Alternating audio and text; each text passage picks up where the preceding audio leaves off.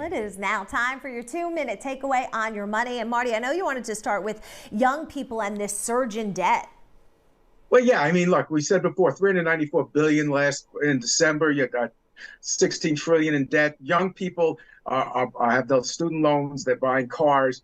They're the number one group having problems paying their auto loans.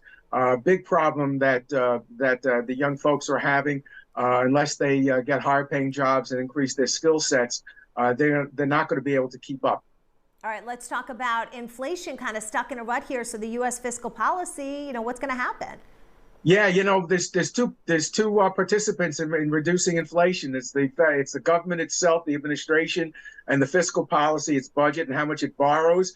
The Federal Reserve can only do so much, and so we would hope that there will be less debt. I'm very concerned about the high debt coming out.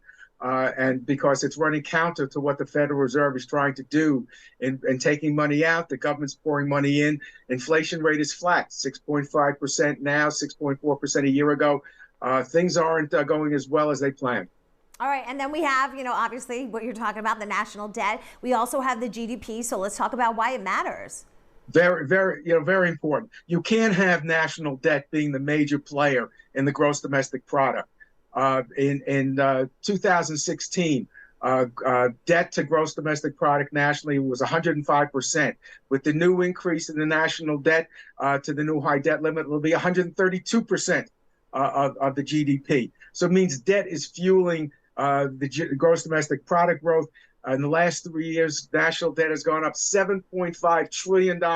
That's 25% of the gross domestic product. You can't have a solid economy that's fueled by federal spending, that's funded by debt. This is the modern monetary theory, where they believe that government should be leading the economy, not the private sector and not capitalism.